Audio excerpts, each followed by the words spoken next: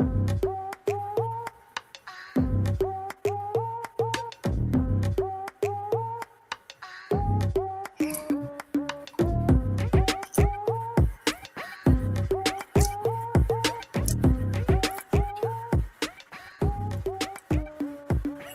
made it back.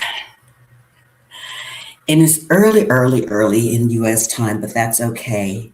Hi guys, I had a meltdown. Yes, I had a meltdown yesterday. Did not see that coming. And we're going to talk about it. Yeah, but let's get started. My name is Yolanda. I am locating cozy, and this is a broad chat. So I wanted to first get a few things out of the way before I go into the deep dive of the conversation. I'm just fixing my mic right now. So anyways, my hair is doing the most. Okay. So thank you guys for joining. Thank you for watching it now or during this live or on the replay, but thank you for hanging out with me. And I will get to the main topic, but I did want to just touch on a couple of things and say, one, I am in Madrid. I look forward to going home. I miss my landing spot. I miss my home in Zaragoza. So I'm excited about that. The pet sit has been wonderful. I've really thoroughly enjoyed my time here and catching up with several people that I know and meeting up with some people that were visiting. So that was really awesome. And the cat that I've been taking care of, Velvet, I will be posting some content on social media about this wonderful cat. He is a really cool cat with a great personality and just really let you know what you want, what he wants, and how he wants it now. And so yes, it's been a wonderful experience, and I have gone mad thrift shopping. As most of you guys know, I love thrift shopping. I just love going to like Humana and just going different places and getting deals because, I am teaching myself to sew. I started taking sewing classes and I got a sewing machine. So anyways, I'm excited about that and just getting like all these random fabrics and pieces of clothing that I can take apart and make something else and do some kind of upcycle. So that's pretty cool. Yeah, I'm thinking I'm not gonna like post everything on this channel. I'll be posting it on my other channel that I think I have like 3 other YouTube channels that has nothing to do with anything. It's just there because I was watching content. But I think I'm going to switch one of those over into a sewing channel just for me to share my stuff of what I'm trying to do. And some of it's going to be really cool and awesome, and some of it's going to be butt ugly. So, I think I am going to change, one of those into a sewing channel. And when I do, I'll let you know. So what else? Please do say hello as you come in. And thank you for being the first. Hello, Cheryl PhD. Thank you for joining. I appreciate it. Yeah. I appreciate everybody. Please do. If you were there last night, let me know. And thank you for coming back. I do want to say thank you for the people that did reach out to me last night afterwards. And I appreciate that support. I also want to thank my family, my daughter who lives here in Spain, and my other daughter that lives back in the States, and some other people, some other family members that I was able to connect with right away and had full-blown anxiety. I could feel it coming on. I could feel the anxiety coming on. And then my brain was like, you need to stop right now. And and then I started thinking about previous conversations that I was having, of course, like not like in real life, with some loved ones who are really, truly experiencing some of the downfall of what's going on in the world, especially namely in the US. So all the emotions came in, and then my brain just went left. But it's been great, and it's awesome to have that kind of support, that even when you like totally lose it, people are still like cheering you on. And so if at first you don't succeed, here I am again. So What else was I going to talk about? We shall get to, I just want to, oh, yeah. How, I always like to know, I always like to ask, how are you locating your cozy? Yeah, how are you locating your cozy? What are you doing that is just for you, that's bringing you joy, that's allows you to be selfish and put yourself first? Well, as I said before, I've been in Madrid. This has been really wonderful. I am putting myself first. I do want to back up and say this. So yes, me going shopping and everything, that has been something that has been really fun. And, getting my granddaughter some things and everything that I'm planning on making them outfits and dresses and things like that. So we'll see. But I do want to say that I still, even with leading up to this live today, I was still feeling like really anxious, like I'm literally shaking. So I have my medicine for my anxiety attack, and I could not get the bottle open like 30 minutes before I'm going live. I could not get my prescription bottle open to take my medication to kind of alleviate or, off put any kind of anxiety. So I'm shaking and I'm like, oh my God, I cannot get this open, but I have to go live. So I was finally able to open it and took some, but I'm still kind of like anxious about this. So full transparency. How are you locating your cozy? What are you doing to bring you joy? And yeah, my eyes are actually still a little red from all the tears. Yeah, I was like, oh. And also, I think I may have scratched my cornea when I was taking out my contacts. So, oh my goodness.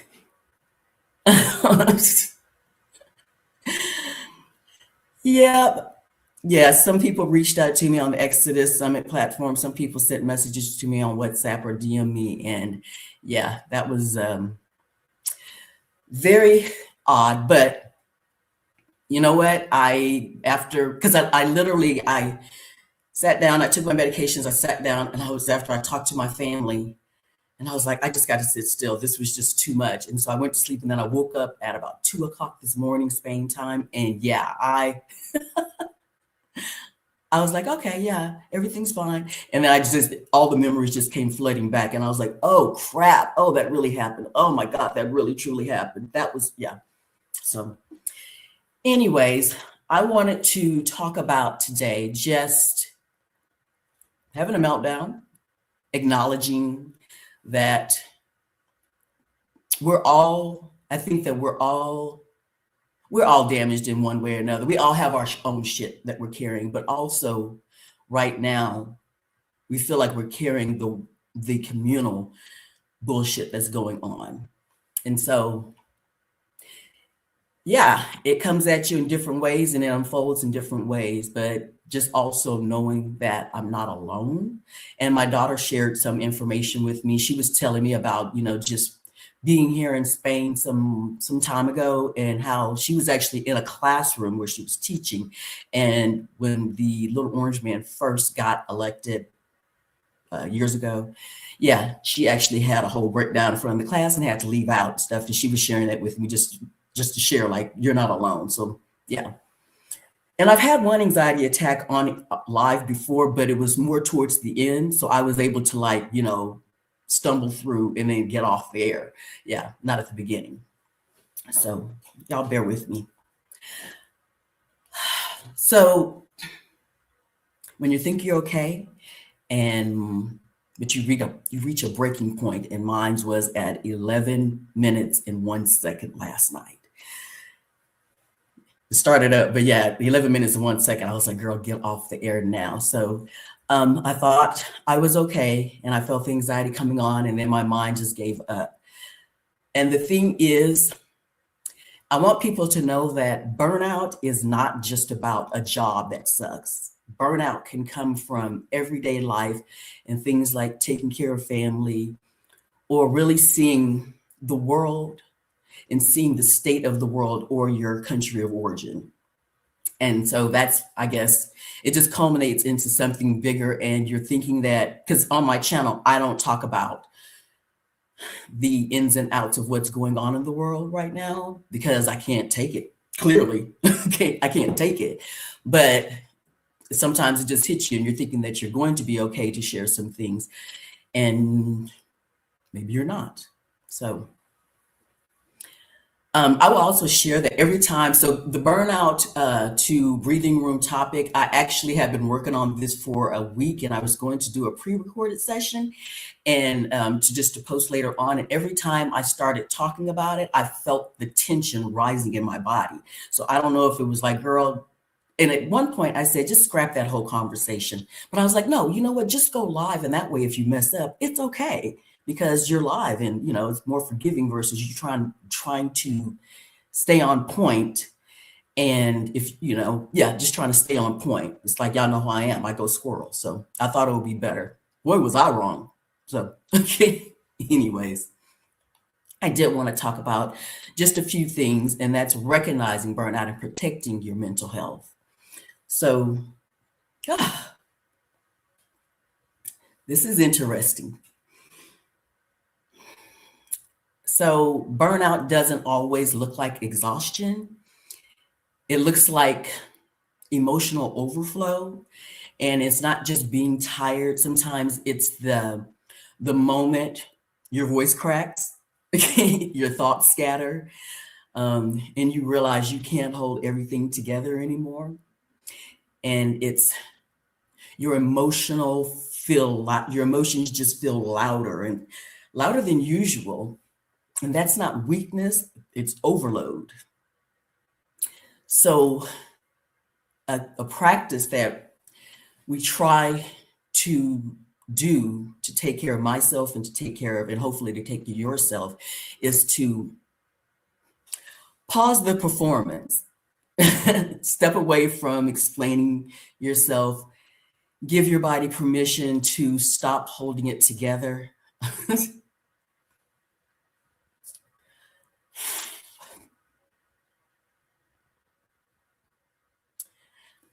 I'm fine. I mean, I'm not gonna sign off and log off. Okay, just so you guys know. Um, but yeah, just to stop and to breathe by yourself, um, and to give yourself permission to stop smiling all the time and to stop feeling like you have to put on this front that the world is perfect. Now, I do want to say I am happy. I am thankful where I am right now. I am so beyond thrilled that I'm living in this opportunity right now. And you know, but there are concerns, there are issues about what's going on, and I do again talk to my family, my loved ones about what's going on. But sometimes just talking about a little bit, it can still manifest in other ways. Okay, so when small things feel heavy, your system is already overloaded. It's already overwhelmed. So like when everyday decisions start feeling like puzzles that won't fit, what to say and what to do next and how to respond, and that's a sign your mind is maxed out. So maybe, and I'm actually looking forward to, I need to implement this more. I really do. Because somebody just asked me the other day, I was at one of my accountability meetings, and one of the young ladies said, I don't see how you're doing all this. You just do so much that I wish I had your energy and that I could do all of these things. And I didn't realize, because I didn't think I was doing that much. And even though I now have, I don't have that crazy no good job anymore. I work remote. I work the hours that I need to work, and I'm very thankful. But I am doing a lot. So even looking at this and saying, okay, I need to reduce my decision making for like 24, 48 hours. And that's what I was going to do. Last night, I actually recorded something, but I was like all like face was swollen and still crying, and I was just going to say something really fast and then say I was going to take some time off. And then I woke up this morning and I was like, oh no, you've got to get back on that. You've got to go back and you've got to do this live, be as honest as possible. And then I might, sit still for another 24, 48 hours. I don't know. We'll see. But that's something I have to work on. But I need to maybe limit some choices so that I'm not so overwhelmed and make smarter decisions, because I want to be productive. I'm not one that can really sit still. And even though sometimes it's like, do as I say, not as I do. So sometimes it is hard for me to sit still and not do anything. But I think that's what I need to do to really acknowledge that there are challenges and emotions, and that I know I'm not alone. I know this, but I don't have to do it all. I can sit still and maybe not have 15 million plans to do in my first 12-week year, and maybe just to have 3 or 4 that I really want to focus on.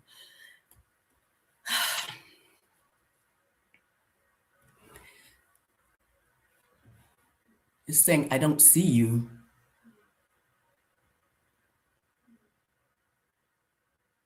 Hi, Cheryl. I'm seeing somebody saying that they don't see me. Not okay. Can you guys see me? Because I'm just talking. I'm like, somebody said, I don't see you. Can you see me? Let me know, please. I'm going to move this over here so I can see. I thought I was live. I am live. Yeah, I'm live. Okay, so yes, please do let me know if there's any technical issues, because I'm just talking. Yeah. Anyways. So acknowledging the fear instead of arguing with it. Yes, I'm scared. No, not because I'm weak, but because I'm paying attention. And fear doesn't mean panic. It means awareness. So naming the fear without judgment, write it down, speak it out loud, and don't necessarily try to rush to fix it. Actually, don't rush to try to fix it. But I think actually just acknowledging first and foremost is a way that's going to help you overcome, acknowledging it and overcoming it. As you guys know, when I moved to Spain, I tell you guys that oh, no. Okay, she's saying that Cheryl PhD is saying you were frozen, but your voice came through. And I'm upset about that because I thought I had fixed that when I turned off my VPN. So I'm just like, no. Yeah, let me know if I'm still freezing. That was the whole thing about how I was having so many technical issues. Anyways, many of you guys know that when I did move to Spain, I had a big, like, who do you think you are, come to Jesus, freaking out, just meltdown. I didn't do that on the air, but I had a meltdown with some dear people because I was just second guessing and freaking out. And the big thing that I tell people all the time is the fear of doing something different will not leave by the time you get ready to do it, but you still got to walk with it. So naming the fear, letting people, or you don't have to like share it with everybody, but just acknowledging your fear, writing it down, speaking about it, however you want to express it, can help you let it go. But sometimes it's just there. Okay. And it's not something that you did wrong. It's maybe the fear of doing something that makes you feel right or better. And that's okay. Okay. So one of the things right now is that we're all, I think, shell shocked right now about what's going on in the world. And that matters. A lot of US citizens are walking around shell shocked. Many of us, we can't believe that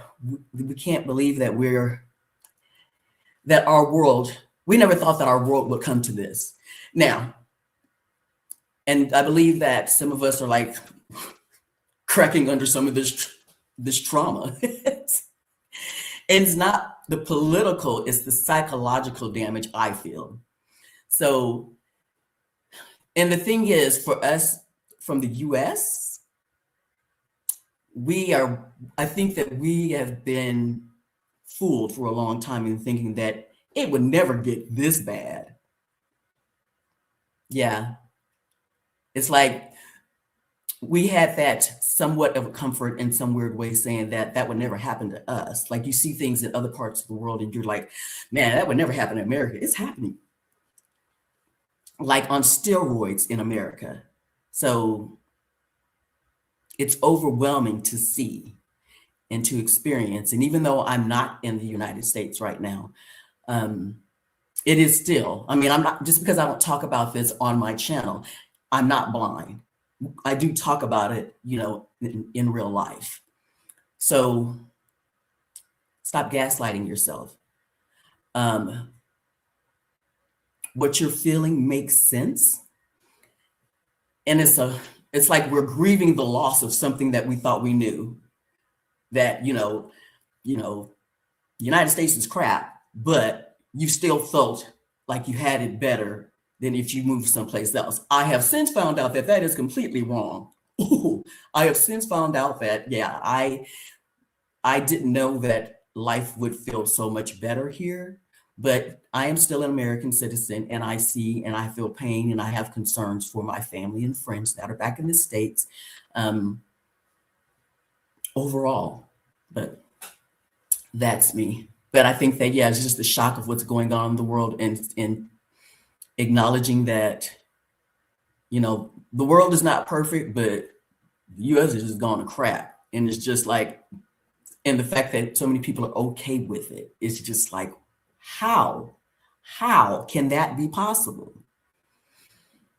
And maybe I was just living in an ignorant bubble. I don't know. Yeah, actually, yeah, I was living in an ignorant bubble. So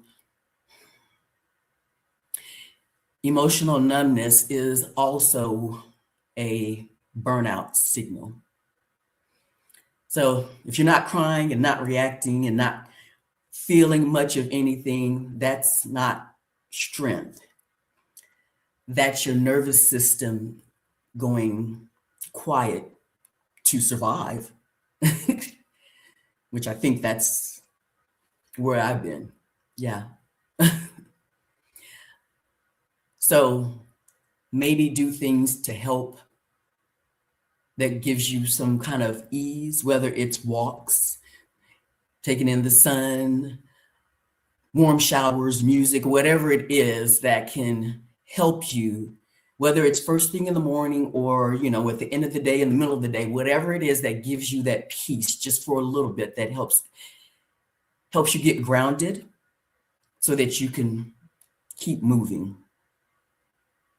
I try every morning before I start, because I, you know, get up in the morning and go to my computer. But before, I am not a religious person, but I do sit down and give gratitude and calmness. And I've made it more of a point to do this more in the past.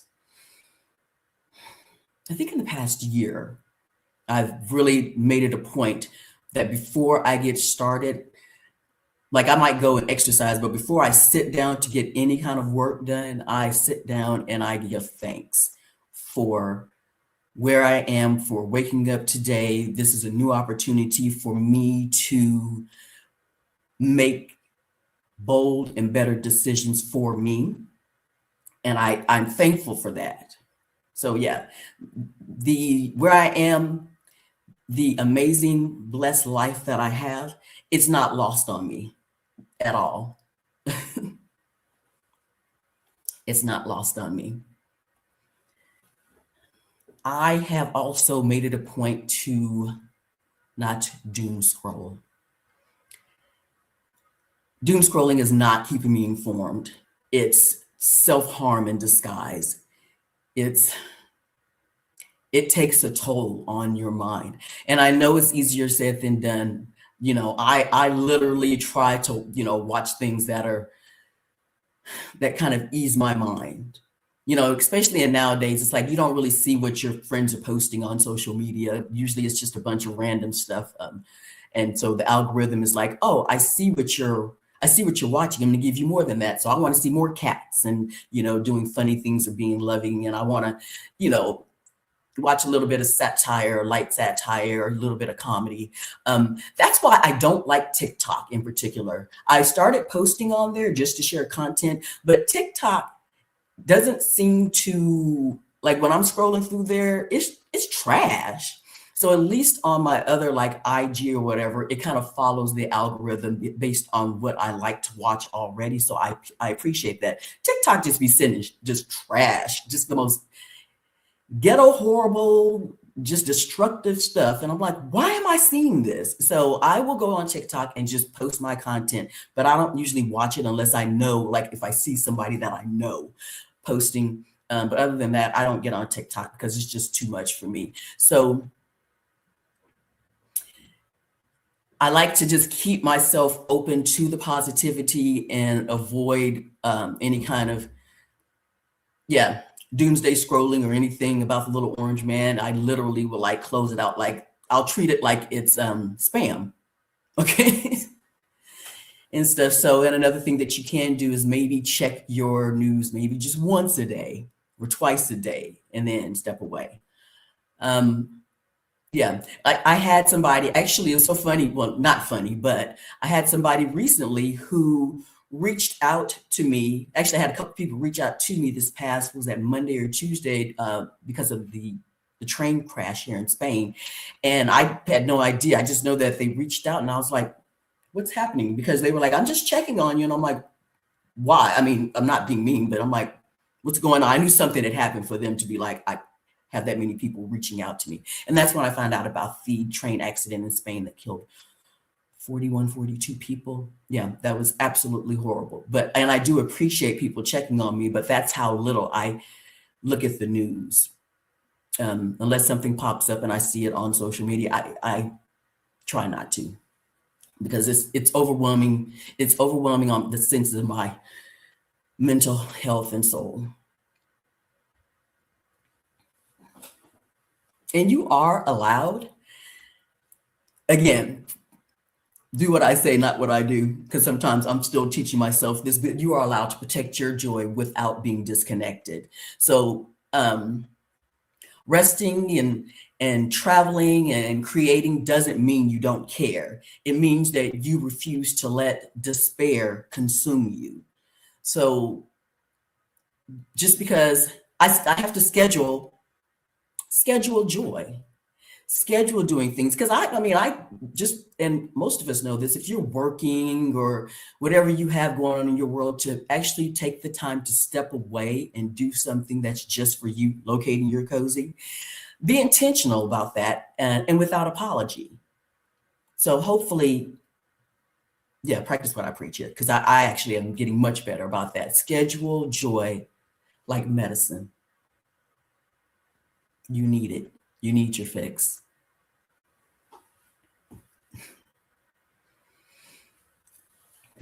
So burnout often shows up as guilt for taking time for yourself, for resting. If you feel guilty for slowing down, that's a learned response, not a moral truth. You can replace, let's replace, I could be doing more with, I'm doing what my body can handle today. I like that. And do it unapologetically. Yeah. Sometimes, and I know that sometimes, not everybody has the luxury. Like, I have got to go. I have got to, I have meetings back to back. I get that. I completely understand that. And then also, if you're feeling that burnout, that's going to affect you long-term, physically, emotionally, and mentally, you have to take time for yourself and rest, not as a reward for getting something done, but just because you deserve it.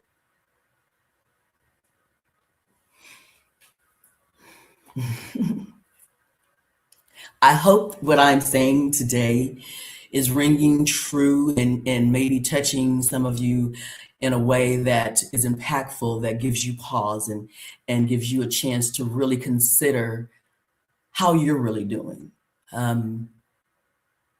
Yeah, I'm not opposed to a good cry. I don't do it that often, but I'm not opposed to a good cry, just sitting down and crying.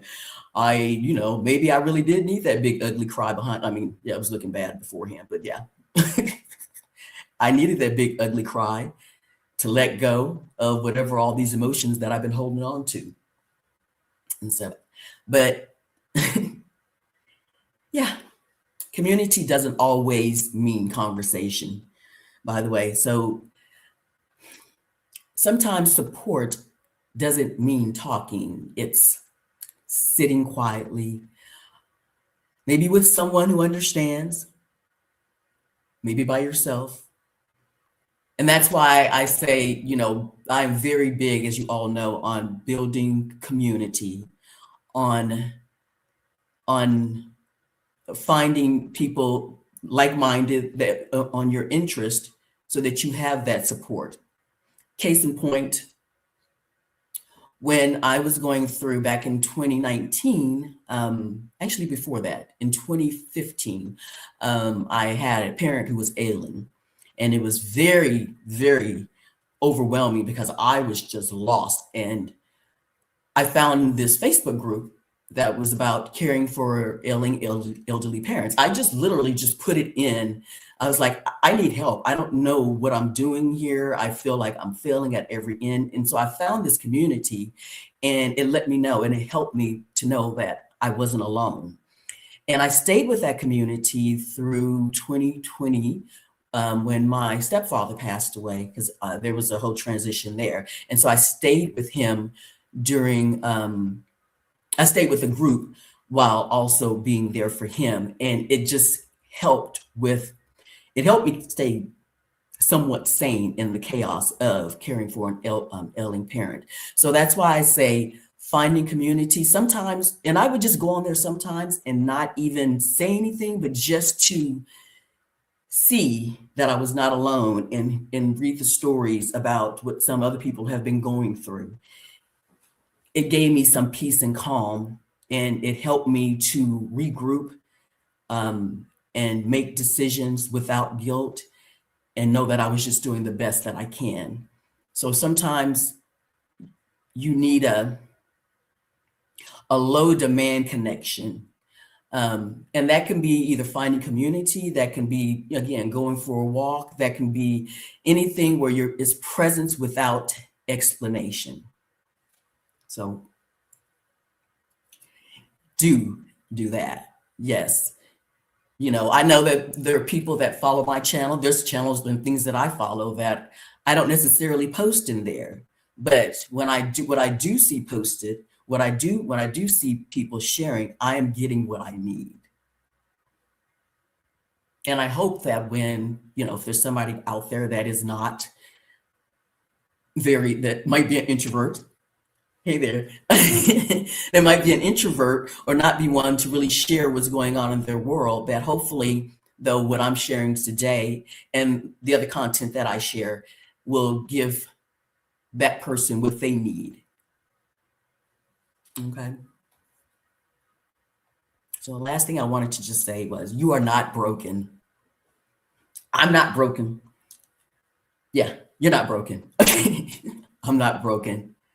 There's issues, that we all have our individual issues, like I said, but I'm not broken. You're not broken. You are responding normally to abnormal times. I am responding normally to abnormal times. If things feel like they don't fit anymore, like puzzle pieces from different boxes or whatever, that's because the world has shifted, not because you failed.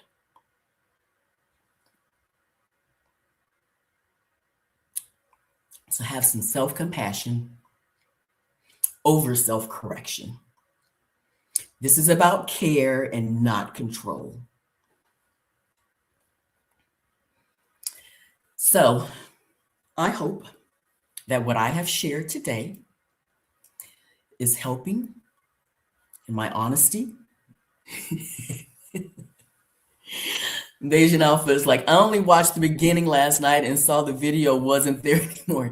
Yeah, I took that video down. Yeah, I took that down. That was not, it didn't make any sense. It was just overwhelmingly crazy. And yeah, I took that video down.